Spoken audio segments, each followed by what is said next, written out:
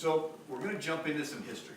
And there's around 3300 BC is when writing was invented. It's Sumerian cuneiform on clay tablets in the Mesopotamian Valley. So you take a stick and poke it in clay. That was the beginning of the invention of writing, around 3300 BC. Here is a astrophysicist, Neil deGrasse Tyson. He's on TV a lot. He says it was here around 5,000 years ago, between the Tigris and Euphrates River, that we learned how to write. Around 3000 BC is when the Egyptians invented their hieroglyphics. And around 2600 BC is when China invented their characters, their little pictograms.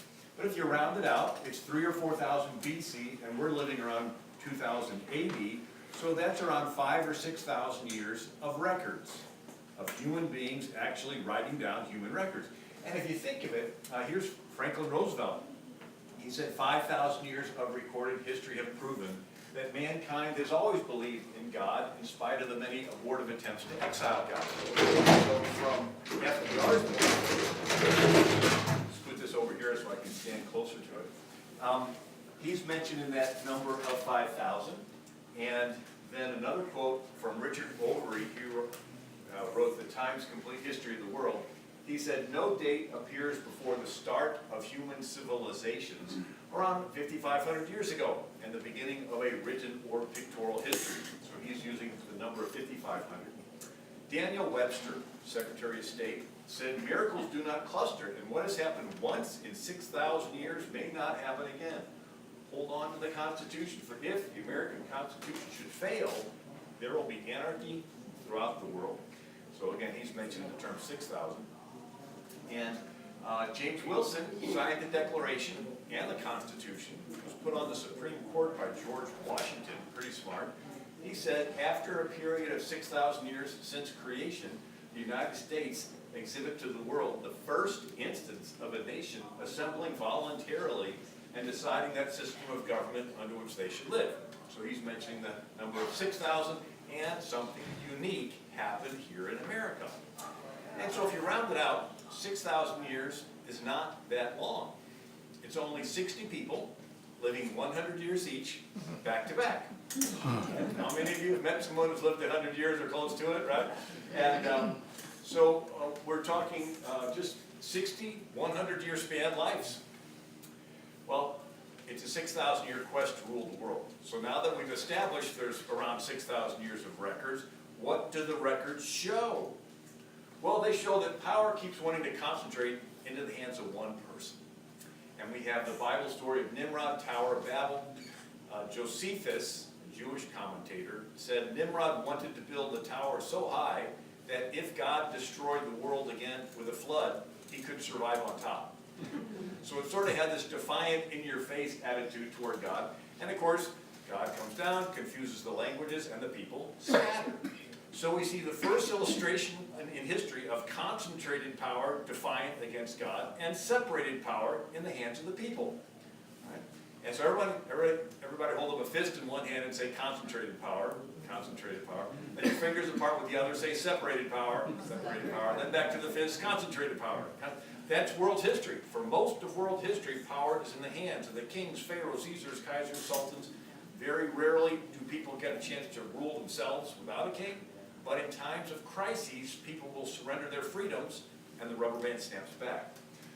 So every generation since has had a new Nimrod who wants to rebuild the Tower of Babel, only on a larger and larger scale. And you ever see the movie The Terminator with Arnold Schwarzenegger? There's a scene of this killer metal robot from the future is chasing after him, and they blow him to pieces, and then you sigh relief. But then the pieces melt into these little silvery balls, and they all roll together, and this thing sort of rebuilds itself and chases them. It's like, how do we get rid of this thing? It's like God confuses the languages, but every generation since is trying to reconcentrate this power. And if you've ever seen a nautilus shell that does the circle, little bigger bigger circle, that's actually a rate of geometric expansion called the golden ratio, or phi, or the Fibonacci sequence.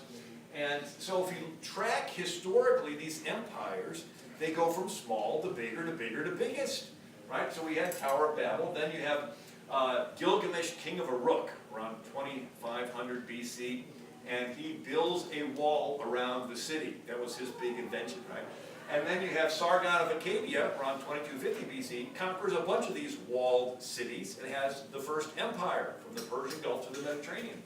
And then you have 2,000 years of Egyptian pharaohs, and they own the people, the cattle, the land. And then you have the Yellow Emperor in China, who begins 5,000 years of Chinese dynasties. And then Tilgath-Pileser of Assyria. And he has the largest empire in the world. And then it's conquered by Babylon, Nebuchadnezzar, and it's conquered by Cyrus of Persia and Darius, and then they're conquered by Alexander the Great. And he has the largest empire in the world. Each one's outdoing the one before it. And then Chandragupta, he stops the Alexander movement, but then he consolidates India. And then the Roman Empire was the largest empire in the world. And then Attila the Hun, Justinian of the Byzantine Empire, the Muslim sultans conquered from the Persian Gulf to the Mediterranean, to the Atlantic Ocean. The Muslims are stopped from France by Charlemagne, and then there's Genghis Khan. He conquers from Korea to Hungary in the 1200s, kills 30 million people, and he has the largest contiguous land empire. That's a land-connected empire. Kublai Khan in China, Tamerlane kills another 17 million across Central Asia. And then Ivan the Terrible in Russia, and then you got, across the ocean, you got Montezuma. And he's got this concentrated Aztec empire. And then Charles V of Spain had the largest empire the planet had seen to this point. And then the King of France, and ultimately the King of England. He had the largest, most powerful empire that planet Earth had ever seen. Clearly, if it was not for these guys dying off, one of them would have had the whole world under their thumb by now. And so, but we see there's this global quest that the Bible sort of has a last chapter that talks about what's going to happen there. But America's founders decided they didn't like this globalist king, right? He controlled all of India, a quarter of the world's population right there. Australia, New Zealand, Hong Kong, British Guyana, you know, countries in Africa from Egypt down to Kenya and America. And now, we observe that power actually wants to concentrate. You get a good guy who's the king, right, and he wants to do more good things, and people say, oh, let him have a little more power, he wants to do something good. But then he ends up having this rotten son who wants to, you know, squat. It's like, oh no, he's got the power now. And so power wants to concentrate. It's like the pull of a magnet. It's like the law of gravity. And there's the movie, The Lord of the Rings, where Gandalf tells Frodo, always remember, Frodo, the ring is trying to get back to its master. It wants to be found. Power wants to concentrate. And I think it goes back to the fall in the garden and selfishness being spliced into the human DNA. And so you have Cain killing Abel and one king taking the kingdom from another king. St. Augustine called it libido dominandi, the lust to dominate. Or original sin, right? Selfishness. And so you put some babies in a playpen, one of them will take the rattle from the others. And you put some kids on a playground, one of them is the bully hogging the ball. You put some junior high girls in a clique, and one of them is the diva.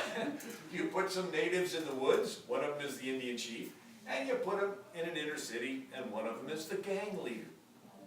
And all a king is, in a sense, is a glorified gang leader. And it's a hierarchical system. If you are friends with the king, you are more equal. If you are not friends with the king, you are less equal. And if you are an enemy of the king, you're dead. It's called treason, or you're a slave. And this keeps repeating itself over time, these 6,000 years, and all around the world. And of course you think, well, you know, if I were the king, I would do it right. I'd be really fair. Okay, let's pretend like you are the king. And things are going along great until you have a sister with a teenage son who's drinking and partying and just having a good old time, and he hits somebody with the car. And now this teenager is facing mandatory manslaughter charges, and he's facing decades in prison, and your sister comes begging to you and says, you're not going to let my little Johnny get locked away half his life. It wasn't his fault. Those other kids talked him into it, blah, blah, blah. What are you going to say to your sister? let little Johnny off the hook this time, but don't let it happen again. Guess what? As soon as you say that, you are the corrupt dictator. You just sent ripples through your kingdom that if you're family or friends with the king, you get a little special treatment. If you're not family and friends, you don't get that special treatment. And if you're an enemy and wanting to unseat him, they're going to be one tempted to shut you up. And so the problem is, it's in the human DNA, this concentrated power. And so the structure to society, you got the pharaoh, the king, the dictator on top. You got his government officials that carry out his will, and he just happens to have an army to make you obey. And then at the bottom, you got the slaves and so forth. And so over time, they called it the divine right of kings. That these kings said, hey, the Creator appointed me to be in charge, and I'm sort of like his lieutenant, and I get to tell everybody else what to do. And so by the end of the 16th century, the King of Spain, I mentioned, he was the most powerful monarch on the planet. The Muslim Sultan, Suleiman the Magnificent, controlled this huge area. He was a king. Here's the Empress of Russia, Catherine the Great, 12 time zones, all of Alaska, right? All controlled by one person. And then you got France at its greatest extent. And King Louis XIV, the Sun King, because his subjects were planets that revolved around him every day. King Louis XIV said, I am the state. In another place he says, it is legal because I wish it.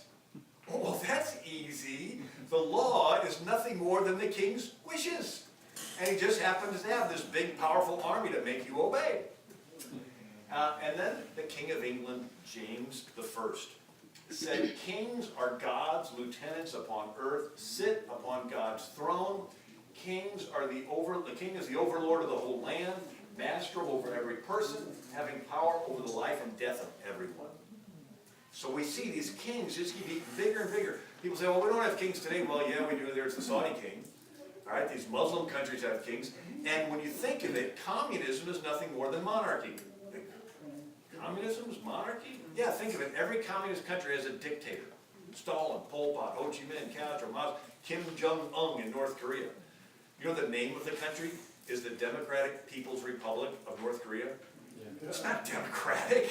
The people don't vote. There's no republic, representative form of government. It's a dictatorship with a supreme leader. Right? So you can't go by what countries call themselves. College students say, well, I thought socialism, communism is great, that everybody owns everything equally. Let's think a little deeper. Who decides who lives in the nice house and who lives in the dumpy house? Somebody in the government dictates those things. Well, whoever ultimately dictates those things is the dictator. So every communist country has a dictator, it's a dictatorship.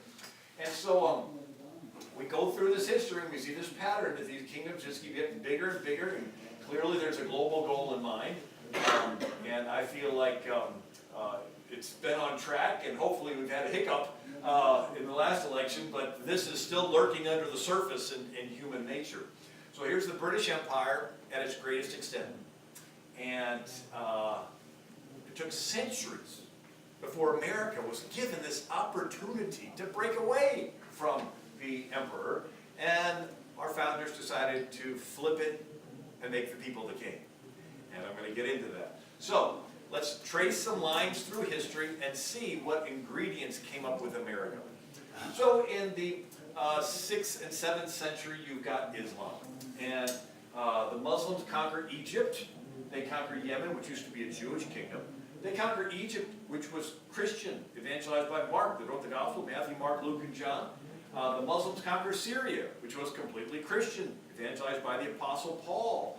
And then there used to be 250 Catholic dioceses all along North Africa, all conquered by the Umayyad Muslims. And then they invaded Spain. And this happened just within 23 years of Muhammad's death. Muhammad was a religious leader, then he became a political leader, then he became a military leader. And since he's the example, they want to strive to follow him religiously, politically, and militarily. And so we see that Turkey used to be the Byzantine Christian Empire. Right? All the letters in the New Testament to Ephesus and Colossae and Galatia and Philippi and Corinth, all the cities were conquered by the Turkish Muslims. Anyway, then in the year 711, 80,000 Muslims invade Spain. And they are on Arabian horses with stirrups and scimitar swords. The Europeans are still fighting on foot with heavy metal swords. So in 10 years, the Muslims conquer all of Spain, cross the Pyrenees Mountains, conquer southern France, and they're finally stopped outside of Paris at the Battle of Tours in 732 AD, exactly 100 years after the death of Muhammad in 632 AD. They go from Arabia to Paris in a 100-year military campaign. And I have a whole book where I talk about that and a couple of DVDs. Muhammad basically tapped into some very powerful human motivations, right? And so his warriors fought for religious fervor, but they also fought because they could get some extra women. Muhammad said you get 4 wives plus as many extra women as you take in battle, right? As many as your right hand possesses. Now the Sultan got a 5th, so many sultans had 1,000 wives, right? And so this is a strong motivator for men, right? You know, and then if you die, you get 72 women, all right? And so then the Muslims with the Turks conquered all of Central Asia and then all of northern India, the Mughals, and then through North Africa and down to Madagascar. And then they invade again into the Byzantine Empire, and then in 1450 they cross the Bosporus, the Ottoman Empire, and they capture what's left of the Byzantine Empire. And when Constantinople falls, it cuts off the land routes to get from Europe to India and China.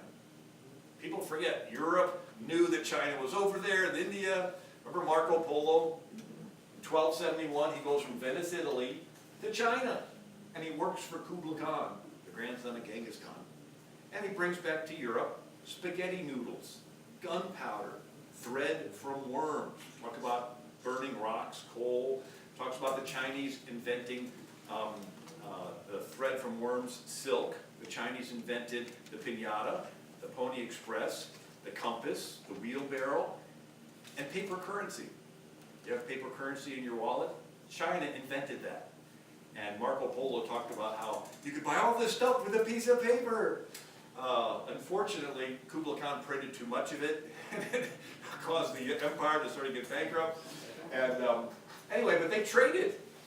But when Genghis Khan and then Tamerlane conquered Central Asia, and then when finally Constantinople was taken by the Turks in the year 1453, it cuts off the land trade routes. And so the Europeans want to trade with India and China. India has teas, dyes, and spices. And so in 1492, Columbus said, I have an idea to get to China by sailing directly west. He runs into some islands, he thinks he's in India, so he names the people he meets the Indians. Think it, we never would have called Native Americans Indians if it was not for Islamic Jihad. So as the Muslims are invading Greece, they're destroying the libraries, the museums, the artwork, and the graves, sort of like what they're doing today. And so the Greek scholars are fleeing to Florence, Italy. And so this flood of Greek stuff into Florence in the late 1400s we call the Renaissance. And then the Muslims not only conquer the artwork in the museums, they would burn the scriptures. And so the Christian would take the Greek New Testaments and flee with those to Europe. And so in the early 1500s, you have these Western European scholars like Erasmus. He had the first published Greek translation of the New Testament in Western Europe. So now the Western European scholars are saying, hey, we don't just have to translate back to Latin, we can all go all the way back to Greek. And they began to discover nuances to different words and cause this movement to want to get to the original meanings and so forth. Well, Erasmus was friends with who? Martin Luther. So 1517, Martin Luther starts the Reformation. And here he is before Charles V, the most powerful guy in the world. You know, this global empire he had. And Charles V thought it was an argument amongst monks. And then Martin Luther was hid in the Wartburg Castle, translate the Bible into English. The printing press had just been invented, and so now it spreads, and it causes what we call the Reformation. And meanwhile, the Muslims are still conquering. In 1529, just 12 years after the Reformation begins, 100,000 Muslims surround Vienna, Austria, under Suleiman the Magnificent. And Martin Luther writes, The Turk is the rod of the wrath of the Lord our God. If the Turk's God is, the devil is not beaten first, there is reason to fear the Turk will not be so easy to beat. Martin Luther says, the Turk is the flesh of Antichrist, which slaughters bodily by the sword. The fight against the Turks must begin with repentance. We must reform our lives, or we shall fight in vain. Our sins avert God's wrath, so he justly gives us into the hands of the devil and the Turk. Anyway, so the Turkish Sultan, Suleiman the Magnificent, controls this enormous area, which all used to be Christian, North Africa, the Middle East, and Eastern Europe. And his counterpart is the Catholic Holy Roman Emperor Charles V of Spain. He controls Spain, Spanish Netherlands, Italy, Austria by marriage, these blue Portuguese areas, and then the New World. He's taking the gold from the New World to fit out his navy to stop the Muslims from taking over the Mediterranean. That's where a lot of that gold went. Anyway, so we're talking kings, and so in the late 1500s, the two most powerful kings on the planet, outside of China, are Sultan Suleiman the Magnificent and Charles V of Spain. Are you still with me? Yeah. And so Charles V is Catholic. From his perspective, he has a double dilemma. Protestant Reformation on one hand, Muslim invasion on the other hand. And so he decides he's going to strike a deal with the Protestants to have a united front against the Muslims. It's called the Peace of Augsburg of 1555. It is the first treaty ever to recognize Protestants. And in this treaty is a little Latin phrase that had huge repercussions and even influenced us. What was the phrase in this Peace of Augsburg? It was cuius regio, ius religio, which means whose is the reign, his is the religion. In other words, look, Protestant king, believe whatever you want in your kingdom. Let's just work together against these Muslims who are invading Europe, because they want to kill us all. And so it worked. But in the next century, it started a domino effect, where different kings believed different things. So northern Germany and Sweden were Lutheran, Switzerland Calvinist, Scotland Presbyterian, Holland was Dutch Reformed, Greece was Greek Orthodox, Italy, Spain, France, Austria, Poland, Italy, Ireland, so forth, stayed Catholic, and England was Anglican. So prior to the Muslim invasion, all of Western Europe was Catholic. After the Muslim invasion and the Reformation begins to split up into these different denominations. Here's the map, and you can see Lutheran, Calvinist, Anglican, and so forth, and they're all... The problem was, if you did not believe the way your king did, you were guilty of treason, and you were persecuted and burned to the stake. And so it was only one denomination of Christianity per country. And what the king believed, the kingdom had to believe. If you didn't, you were persecuted and you fled. And so Europe, after the Muslim invasion and the Reformation, is thrown into this mass migration of people shifting from one country to the other simply for conscience sake. Let's focus on England. It had a king named Henry VIII, and he decided to bring the Reformation to England, not because he had a religious experience like Martin Luther. He just wanted another wife. He was married to Catherine of Aragon, the daughter of the King of Spain. And after the ones who sent Columbus to America, remember Ferdinand and Isabella? So their daughter's Catherine, she's married to Henry VIII. Sort of like a soap opera, right? And after 18 years, she does not have a son. A daughter married, but not a son. So Henry decides to divorce her. The Pope won't recognize the divorce. And so Henry decides to make himself his own Pope. He starts the Church of England, puts himself on as the head, and he goes on to have 6 wives.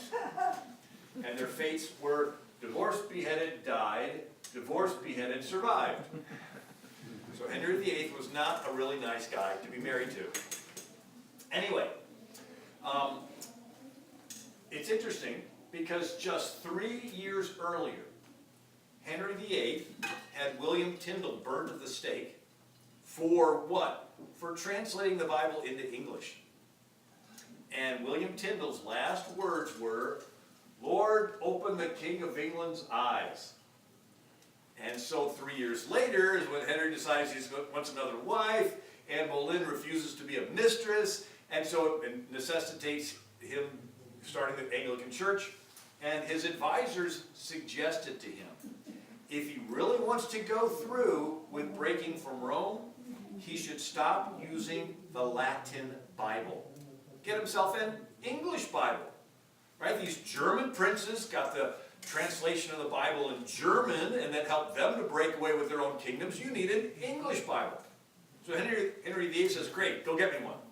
Well, they basically took William Tyndale's work, who he had killed 3 years earlier, and they basically reworked it, and they called it the Great Bible. And so on the top of it, you see, here's Henry VIII, sitting on his throne, handing it to the clergy and to the bishops, and they're all saying, you're a really cool guy. Hey, thanks a whole bunch. You know.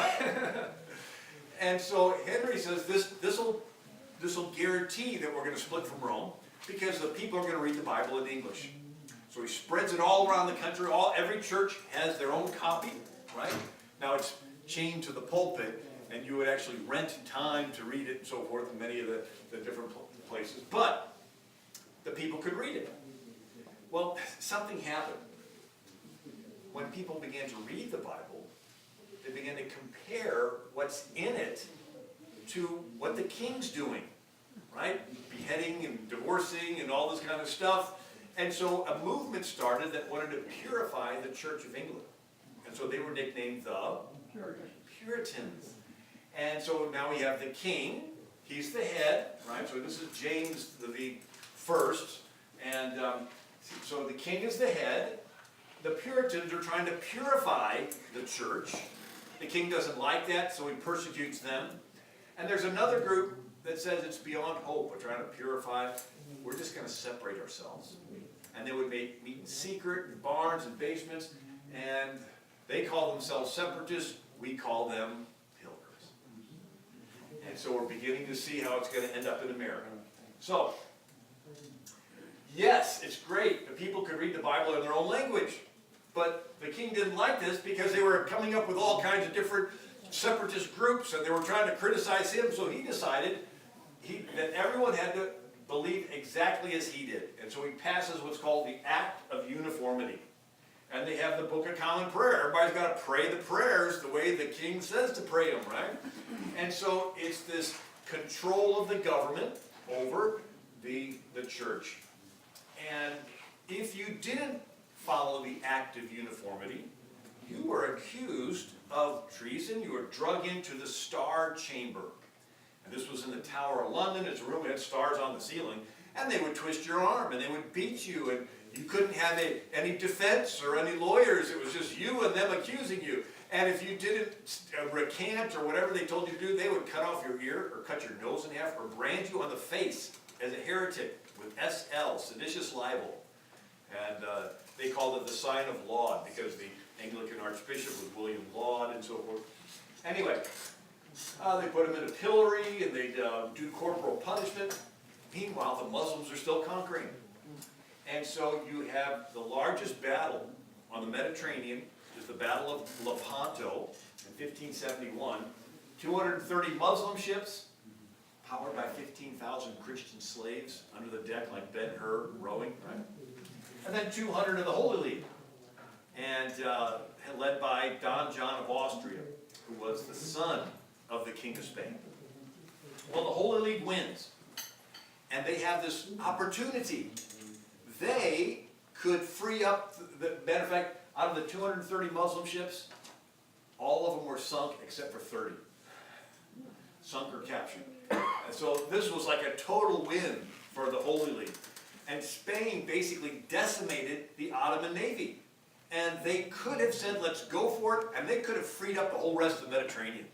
The Muslims didn't have another fleet that could stand up to them. They could have done it, but instead, Spain decides that it's going to smash the Reformation in Holland and in England. And so it sends its Spanish Armada up to England in the year 1588. And you got the Queen of England, Queen Elizabeth, and she gives this great speech. And she goes, I know I'm but a frail woman, but I have the heart and stomach of a king, and a king of England too. And I stand against any king of Europe that would want to invade the domain of my realm. And, we'll be victorious, so help us God. And it's one of those moving speeches. Anyway, a hurricane helps out, smashes the Spanish Armada, and now the rest of the countries of Europe say Spain's not as tough as we thought. And they all try to rush and start colonies in the New World. It's like an Oklahoma land rush. It's like everybody says, let's go for it. Now, you do know that the first settlement in North America was French Protestants called Huguenots, and in 1565, they settled Jacksonville, Florida.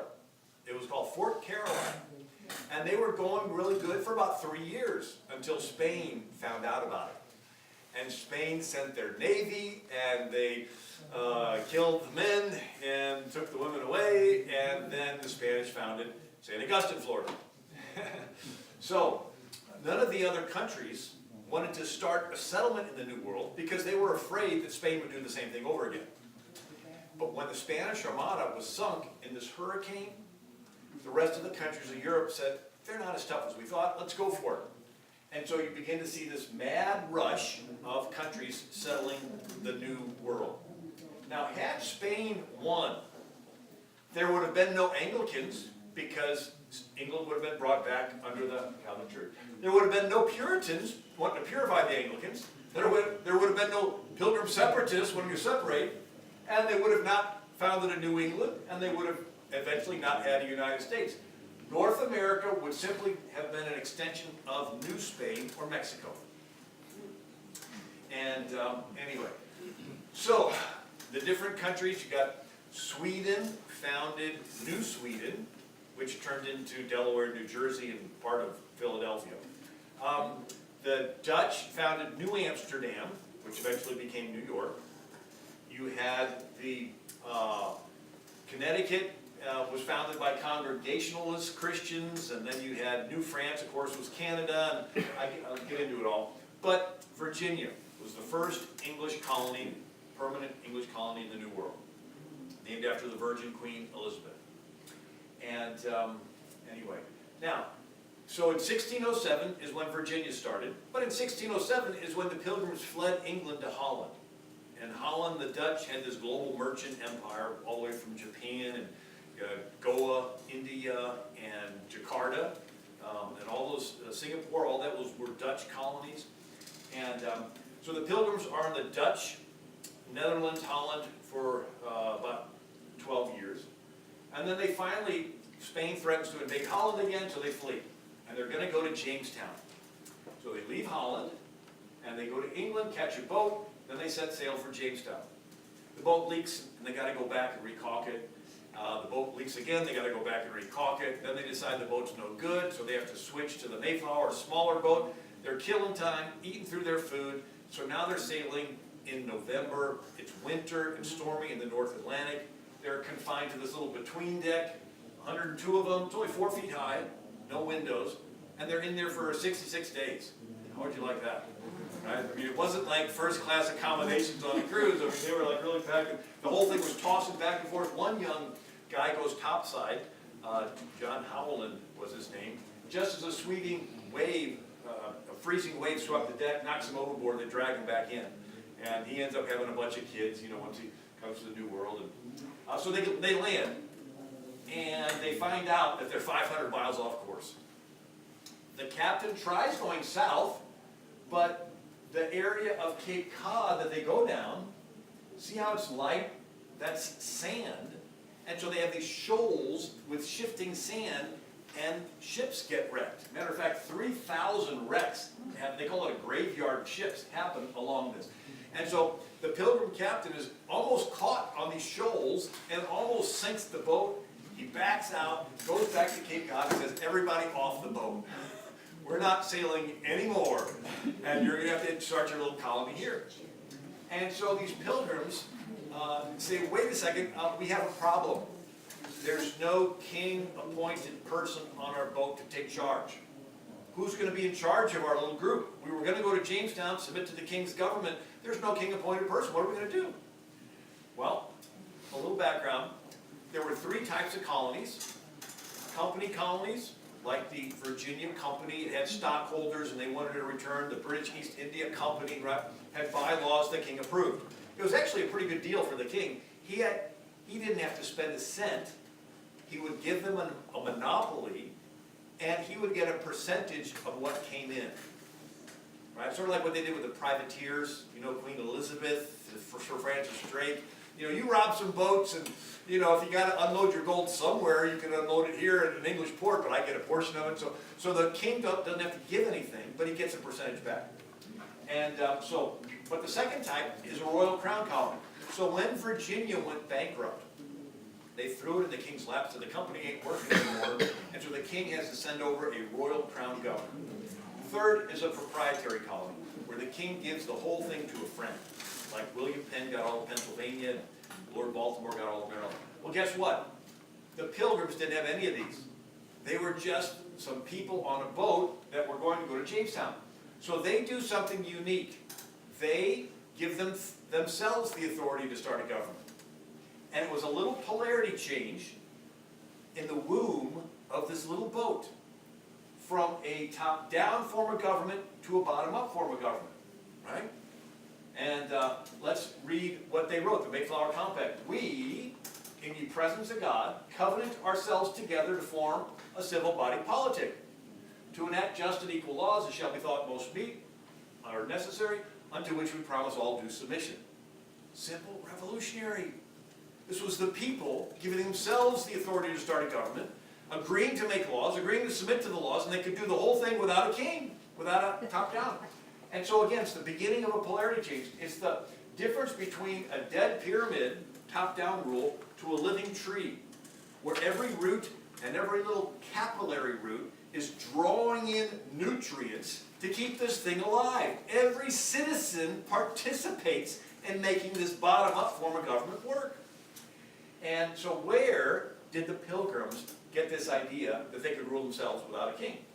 Their pastor, John Robinson, he's considered one of the founders of the Congregationalist Church, right? He was not a king-appointed Anglican pastor. He was a little separatist pastor. He fled with his little church to Holland, and he's over there.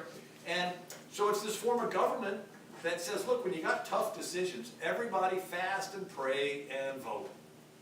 And so they basically took their church model of government and they made it their community model of government.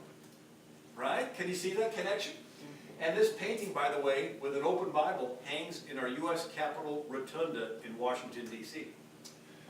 And so the word compact means covenant, commonwealth. This was studied by the founders and the Reformation founders, Calvin and so forth. He says, John Robinson, their pastor, the Pilgrims were knit together as a body in covenant of the Lord, so we hold ourselves tied to care for each other's good. So Pilgrims do a good job from 1620 to 1630. Now remember those Puritans in England trying to purify the Church of England? The king didn't like them. He didn't think he needed any purifying, and it began to heat up. And so in 1630, you had 16,000 Puritans flee England. It's called the Great Puritan Migration, and they arrive in Massachusetts. Now, once the Puritans get over to Massachusetts, they have a little change of heart. In England, they did not like the king telling them how to have church. But once they got to Massachusetts, they thought, you know what? Maybe it's not such a bad thing that the government tell the church how to have church, because we're in charge of the government. There's 16,000 of us. There's nobody else around. So they began to enforce religious uniformity, which was the only blueprint, right? All the countries in Europe, one denomination per country, right? And so they thought, hey, one denomination in our colony. Well, this caused some of these other pastors who were really into the Reformation and this congregational model said, wait a second, we still don't think the government should tell us how to have church. So a Reverend John Lothrop and his little church flee, and they found Barnstable, Massachusetts. Another pastor, Roger Williams. He and his church flee, and they found Providence, Rhode Island, and the First Baptist Church in America. Reverend John Wheelwright, he and his church flee, and they found Exeter, New Hampshire. And then there's a Reverend Thomas Hooker. He and his church flee and found Hartford, Connecticut. You know what the issue was? Puritans said only Puritans could vote in an election. Thomas Hooker said, no, anyone who is a Christian should be allowed to vote. And that was a big enough difference for him to tell his little congregation, we're leaving next Saturday, meet in the parking lot with your wagons and your cows, we're out of here. And they went hill and dale, and now this was 50 years before Europe's Age of Enlightenment. John Locke, 2 treaties of the government and so forth. So this is not, you read a secular book, all the founders, they got their ideas from the Enlightenment. Right? Okay, this is 50 years before that. This is a pastor who doesn't like the Puritans, and he and his church are fleeing. And so Thomas Hooker, 1638, founds Hartford, Connecticut. And after being there for a little while, the church members come to him and say, Pastor, how do we do the government thing? And so here's Calvin Coolidge. He said, placing every man on a plane where he acknowledged no superiors, he must inevitably choose his own rulers through a system of self-government. Okay, we're all equal. Great. Who's going to take care of filling the potholes? Who's going to take care of mowing the lawn? Who's going to take care of the plow? We got to divide up responsibilities. We're all equal, so we got to come up with some kind of system. And so Reverend Thomas Hooker gives a sermon in 1638 titled "The Foundation of Authority is laid firstly in the free consent of the people." Simple statement, but revolutionary statement. Because in Europe, the foundation of authority was the king getting his power directly from the creator, and it was him dispensing the authority through his underlings. And this is, notice, the authority goes from the bottom up. Hooker, in his sermon, says, the privilege of election belongs to the people, according to the blessed will and law of God. They who have the power to appoint officers and magistrates, it is in their power also to set the bounds and limitations of the power. Now this was reflected in our Declaration of Independence. Government deriving their just powers from the consent of the governed, not from some divine appointed king. And it's also reflected in our Constitution. We the people, we're granting ourselves permission to do this thing. And so the Fundamental Orders of Connecticut, what they did is they took Thomas Hooker's sermon notes and they reworked that into the Fundamental Orders. It was the Constitution for the colony of Connecticut from 1639 up until 1818. They used the pastor's sermon as their government.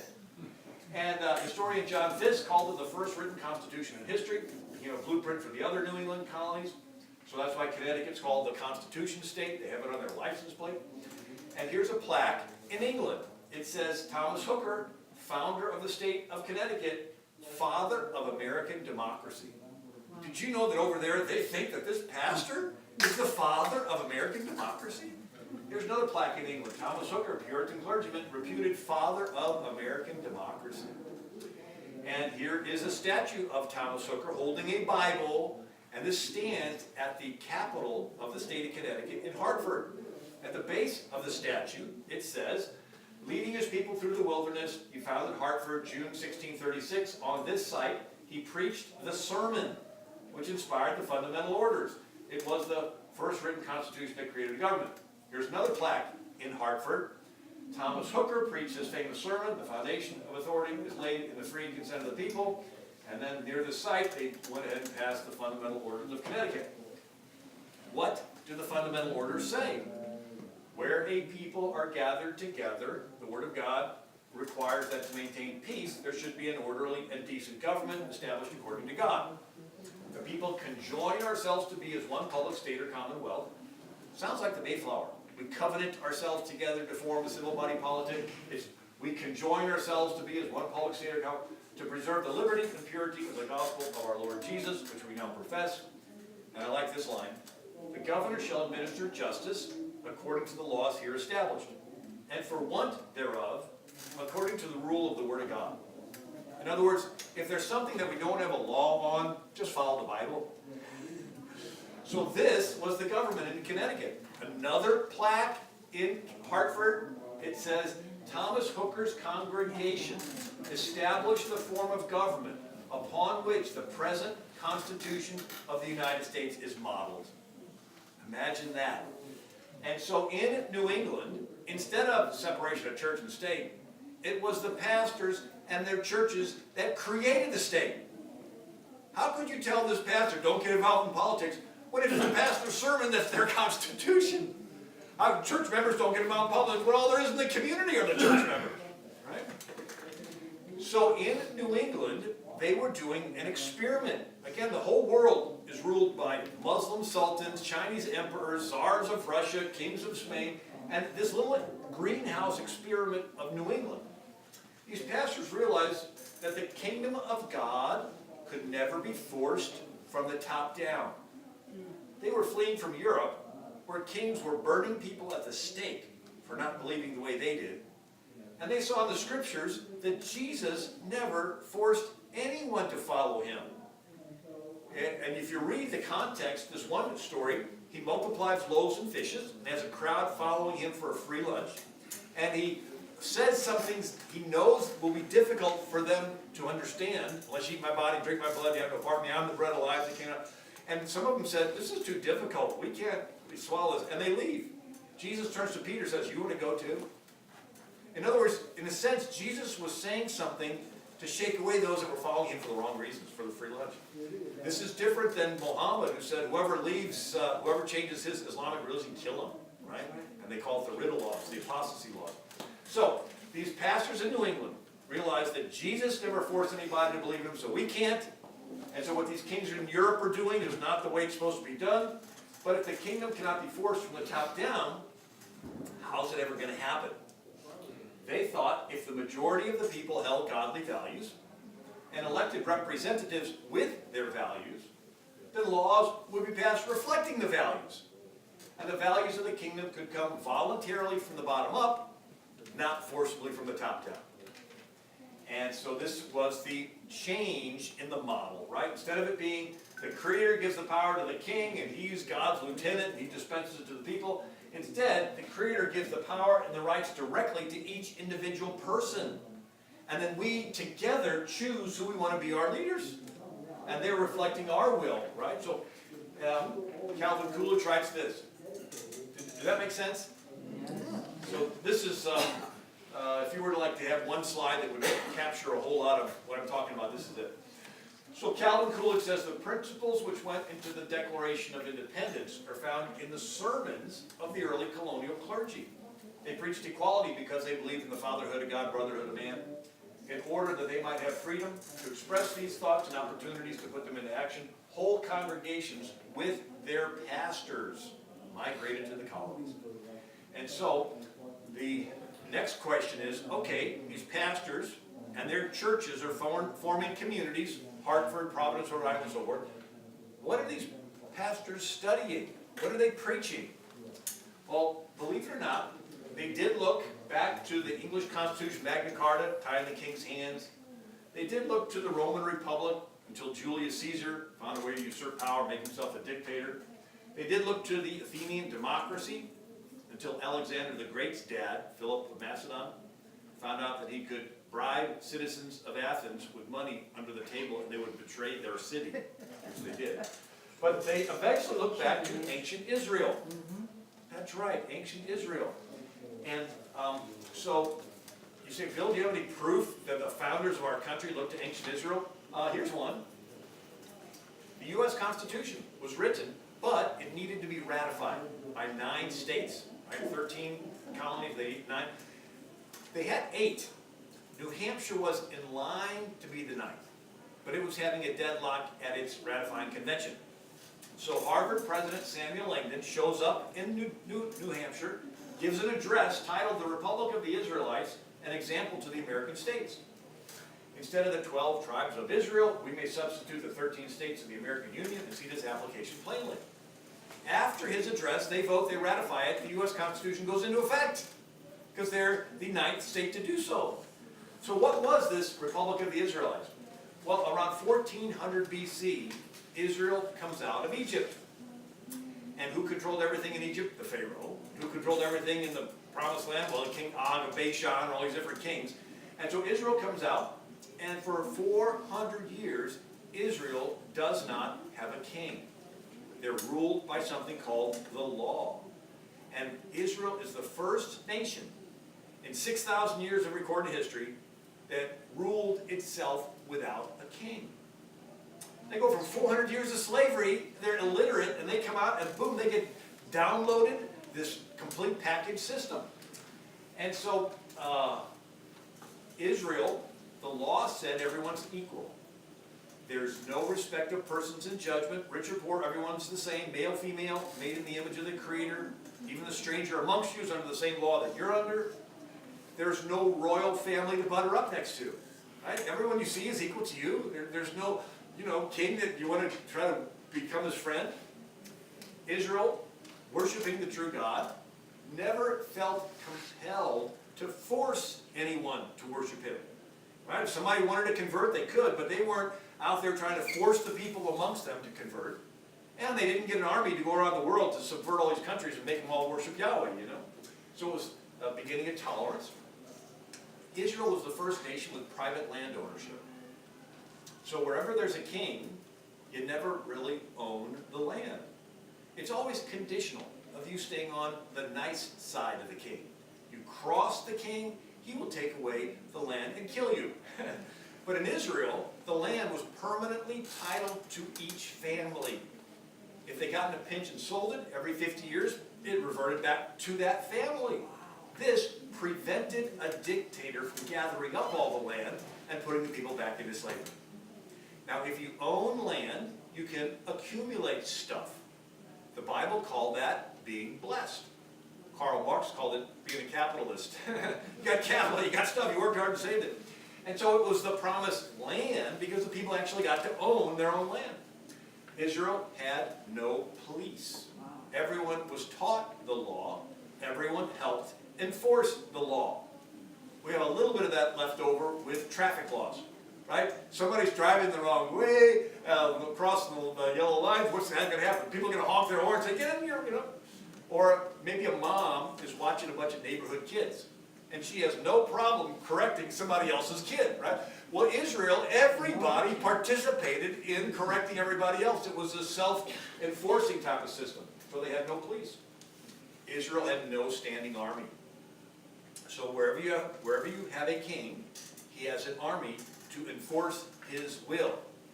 In Israel, every man was in the militia and armed and ready at a moment's notice to defend his family and his community.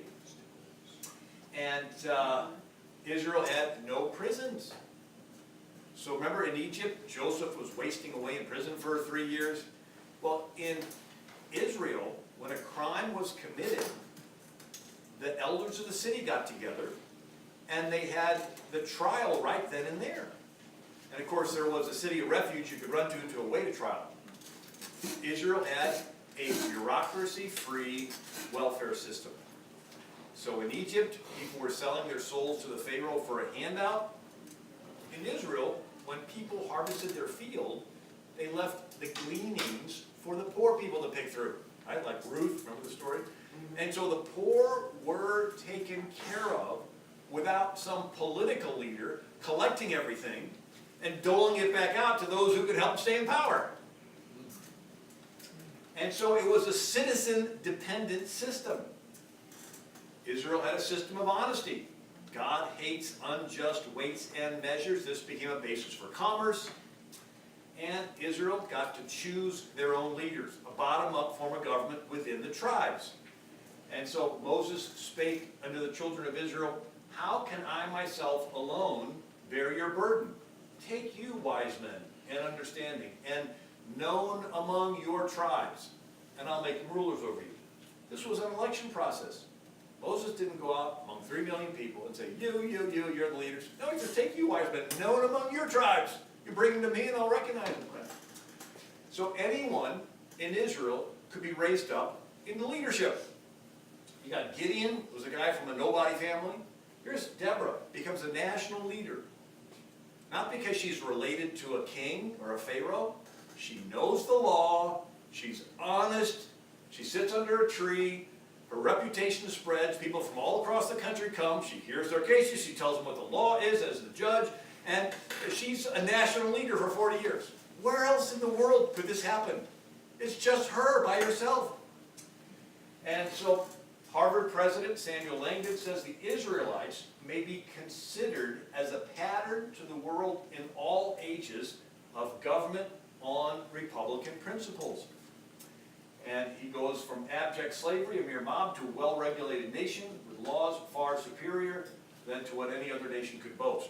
Again, it wasn't like Athens where they're experimenting with, different things. They got this complete package. Now, Israel was the first nation that could read. I thought this was probably one of the more interesting things that I found out. In the time Moses comes into the Promised Land, in Sumeria, in Acadia, in Mesopotamia, they're using 1,500 cuneiform characters. I don't know about you, but memorizing 1,500 anythings is not fun. But it was only for the kings and the scribes. Common people couldn't read, they weren't allowed to read. So the first invention ever was the plow. Cain was a tiller of the soil. And then people started hitting each other with them and they turned into weapons. And then people started gravitating together for protection.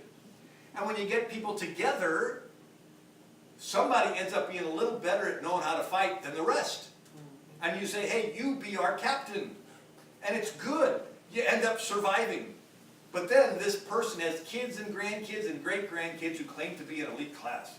My granddad's one we're all indebted to, so my family's a little more special. And everybody wants to butter up to this family, and before you know it, you got this king who claims to own everything. And he wants accountants to count it. And so that was the beginning of writing. So the Egyptians, matter of fact, the Chinese invented a way of counting with knots and ropes. And they have little knots. And then in Sumeria, they first had an abacus, rods with beads, right? And then they began to put tokens in dishes. So you have a barn, how much is in there, Well, you have a little dish in front with little tokens, and then you have a token for every bushel, right? And then they made markings in the tokens. Have you ever tallied where you draw the lines, 1, 2, 3, 4, and the line across? That was the beginning of writing. It was an accounting method for kings to keep track of everything. Egyptian hieroglyphics. It was the scribes' secret knowledge. They kept the hieroglyphs complicated on purpose as job security.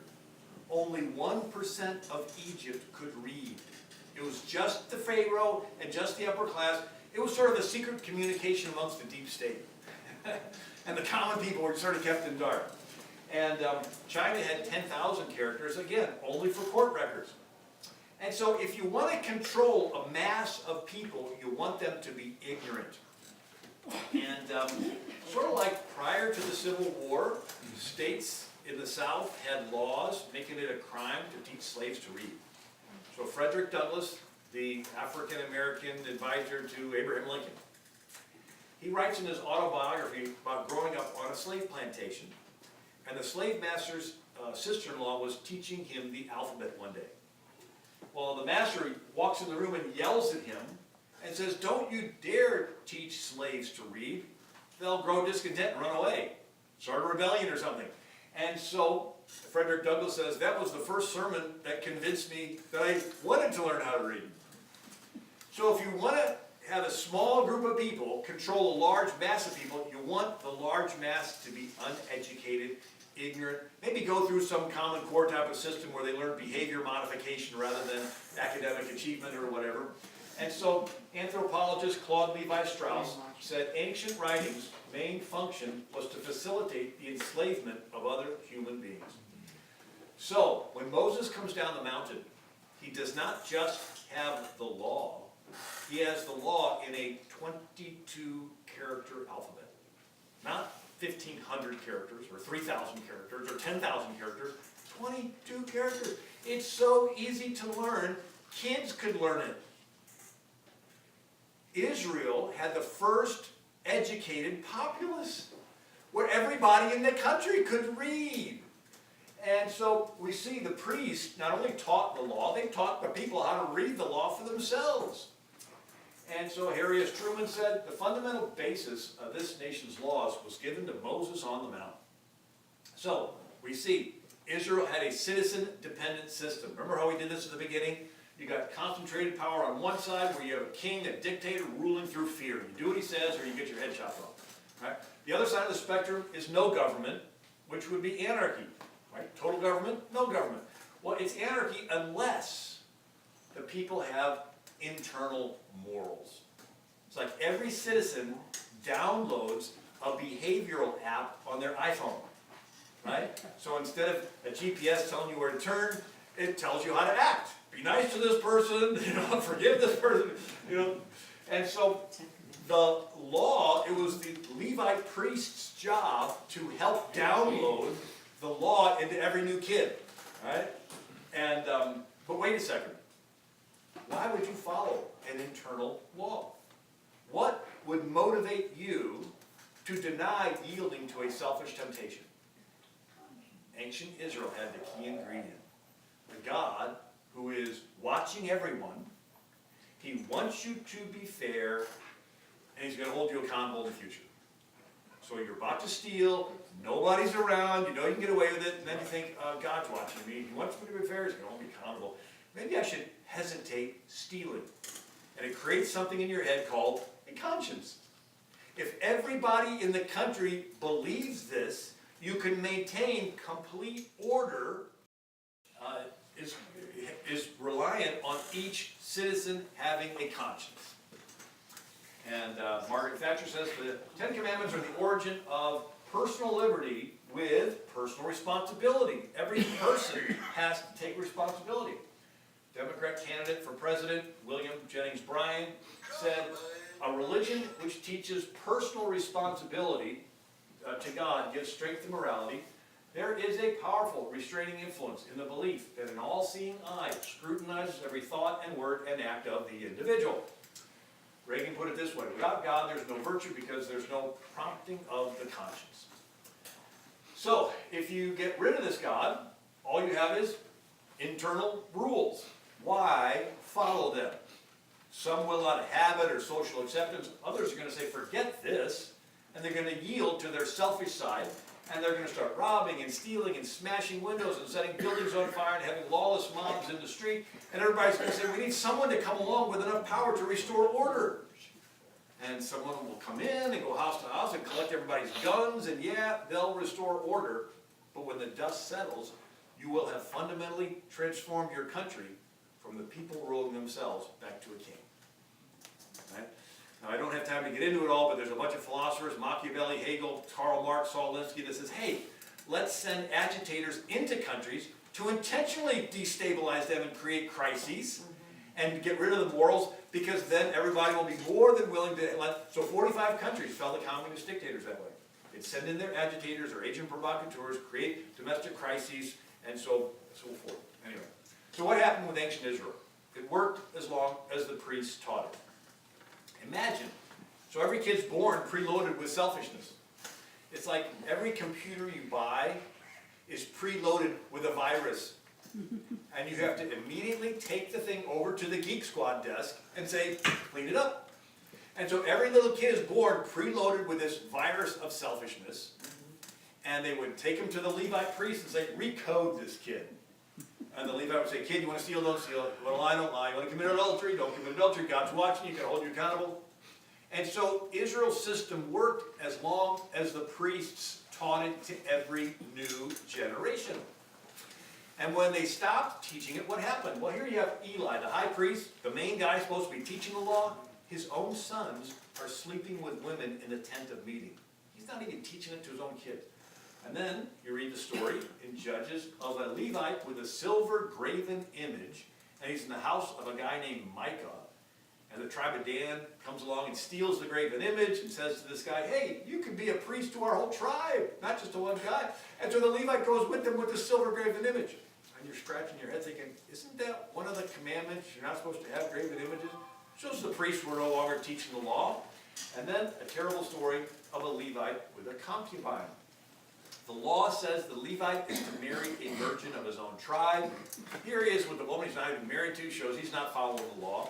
They're traveling and they're staying at a house. Suddenly they're surrounded by sodomites who bang on the door. Something about that behavior that appears at the very last stages of a people ruling themselves, right? It's an abandonment of self-control. And so the Levite shoves the poor girl out. She gets raped and dies.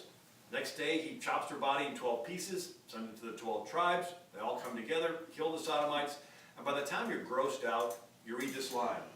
Every man did that which was right in his own eyes. Why? Because the priests had stopped teaching them what was right in the Lord's eyes.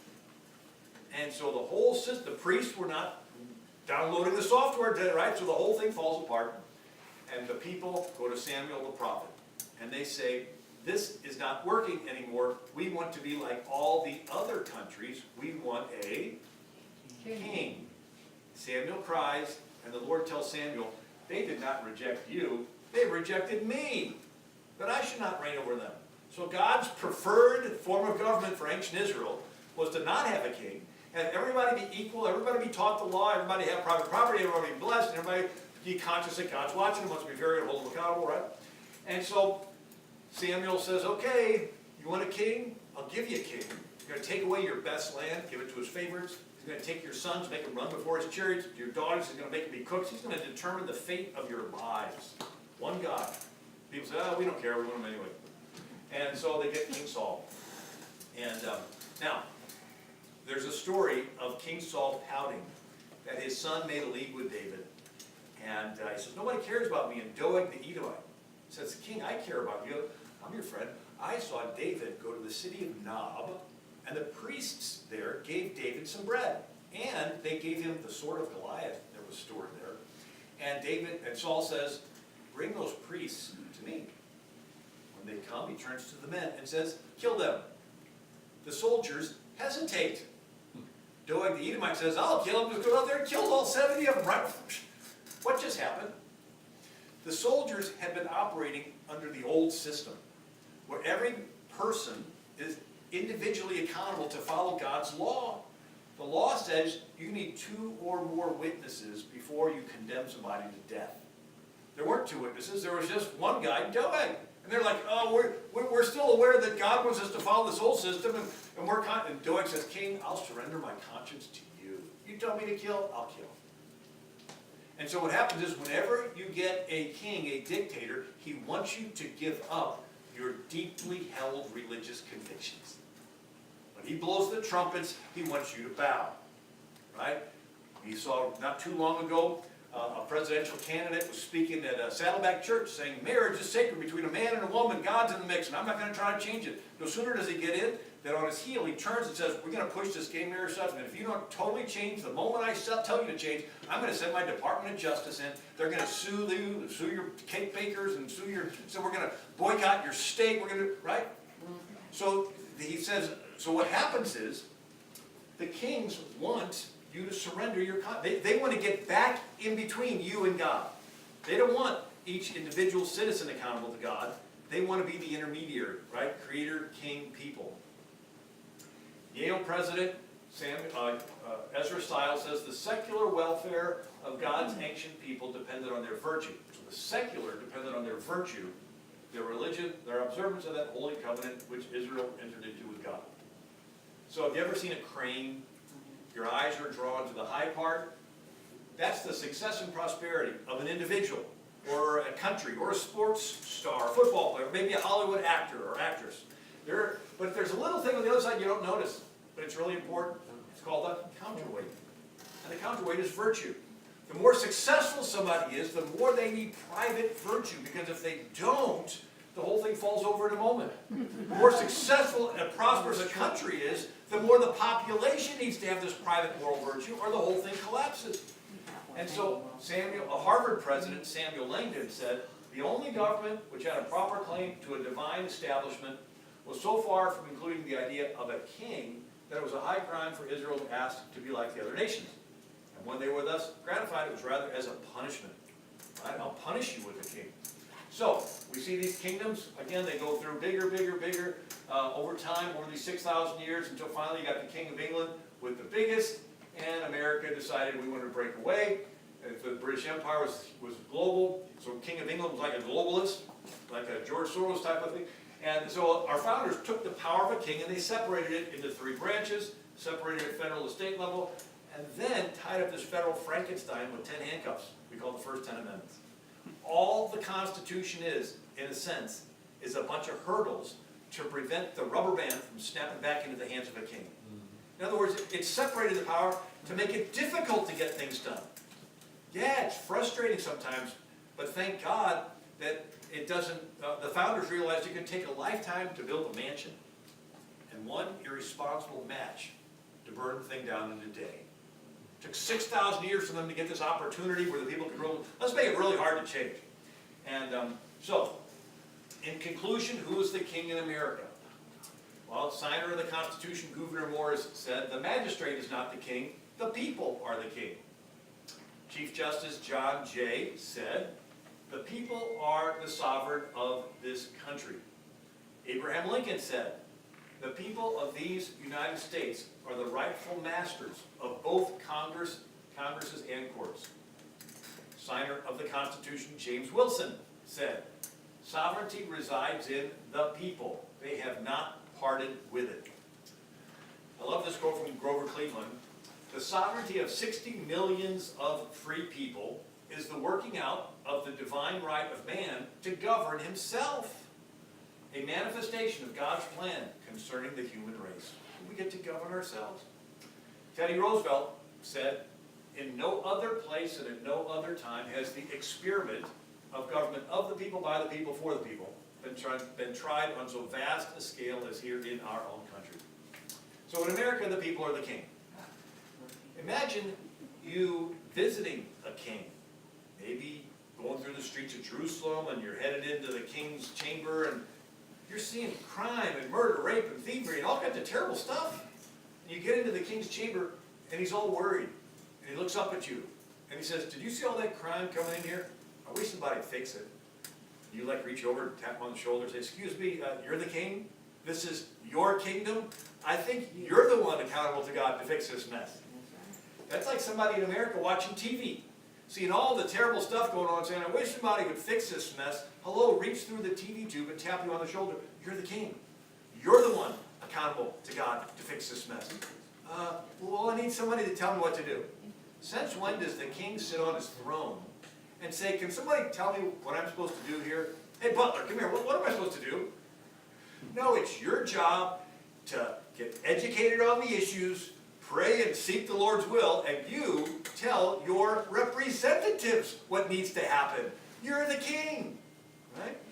And so we pledge allegiance to the flag and to the republic. A republic is the people or king ruling through representatives.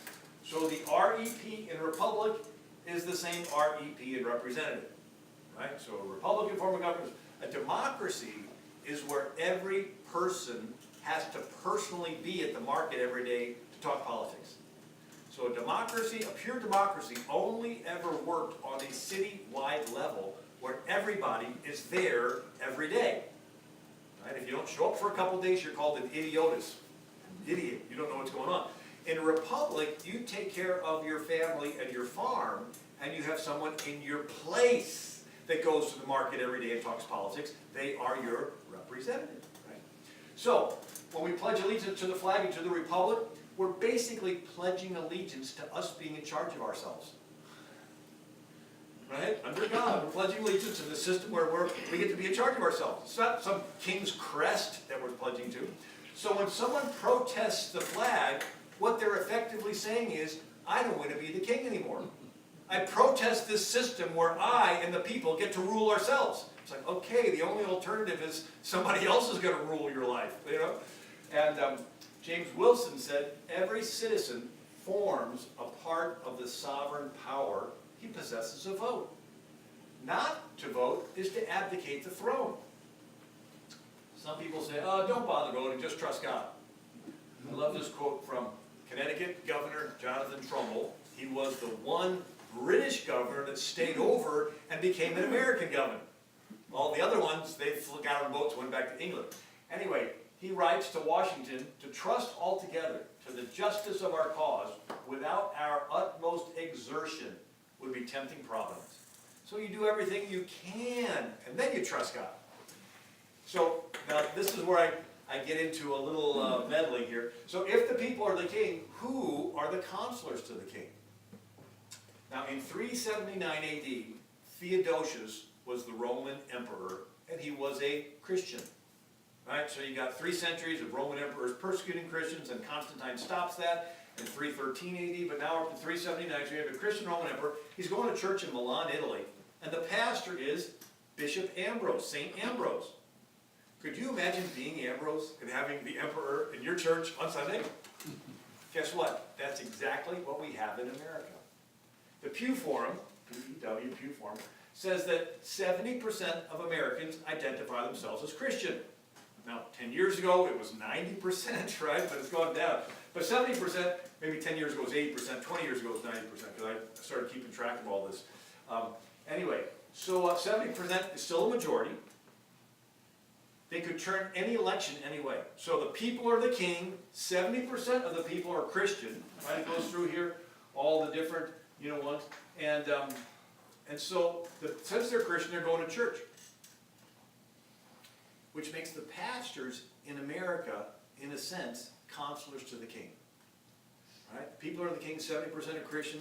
They go to church every now and then at least. And so the pastors have the king sitting in their pew every Sunday.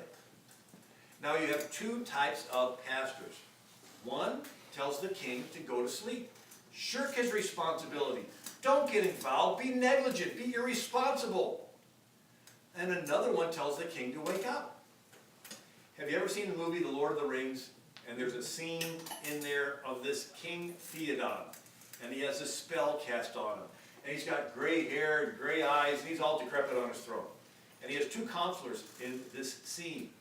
One is this greasy guy named Wormtongue, who's whispering in the king's ear, wake up, don't get up. Yes, your kingdom is being overrun, but don't worry about it. Just go back to sleep, and soon it'll all be over. And there's another counselor to the king named Gandalf. And he comes in and casts the devil out of the king. And right before your eyes, the king starts to wake up. And he starts to come to, and his eyes get clear, and his hair gets short, and he looks around the room, and he says, dark have been my dreams of late. It's like, yeah, you've been out of it with this spell cast on you. He says, maybe you'll remember your strength if you take your sword. Right? So in America, the people are the king, 70% of them, and they've got these counselors saying, don't get involved, don't get involved, don't get involved. And then, so now people are being, so the pastor's job is to wake up the king. And so the king is in the pews. So again, you have 2 types. One says to the king to go to sleep. Another pastor comes in and throws ice water on his congregation and says, you don't just have the right to vote in America. You're going to be held accountable to God for what happens. Right? If things are messed up, Martin Luther King Jr. says the church is the conscience of the state. It's supposed to address every issue. So John Jay, in closing, said, Americans are the first people whom heaven has favored with an opportunity of choosing the forms of government under which they should live. All other constitutions have derived their existence from violence or accidental circumstances. Your lives, your liberty, your property will be at the disposal only of your Creator and yourselves. If I were to sum up the greatness of America, it's this line right here. Your lives, your liberty, your property will be at the disposal of your Creator and yourself. There's no king in between you and your Creator. There's no government system, right? So in India, they have a caste system, right? Not by law, but they still culturally observe it. And if you're in the lowest caste, your opportunities in life are pretty limited. Right? You got to take care of the garbage and so forth. If you were a Christian in Egypt, Cairo, you would be called garbage people because you couldn't hold a job higher than a Muslim. You have to spend your day digging through garbage trying to make a living. If you were in North Korea and you were a Christian, you'd be tortured in some labor camp the rest of your life. The system is set up so that you cannot advance, right? In America, you don't have anybody. You're just you. Reagan put it this way. In this country of ours took place the greatest revolution that has ever taken place in the world's history. Remember we started off talking about the world history? Every other revolution simply exchanged one set of rulers for another. Get rid of a bad king, you got a good king, and his son ended up being rotten, you're back where you started.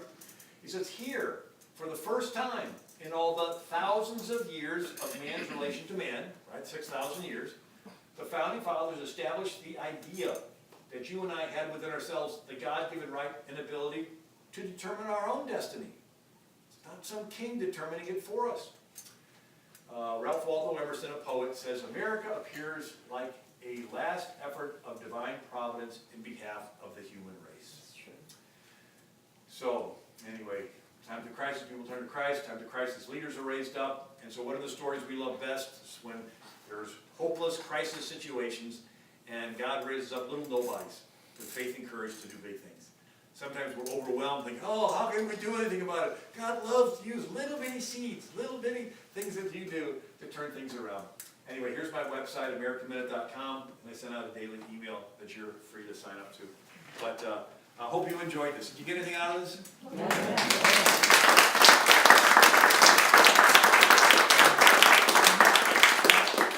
Now I have all the presentation with all the pictures and everything are on this DVD.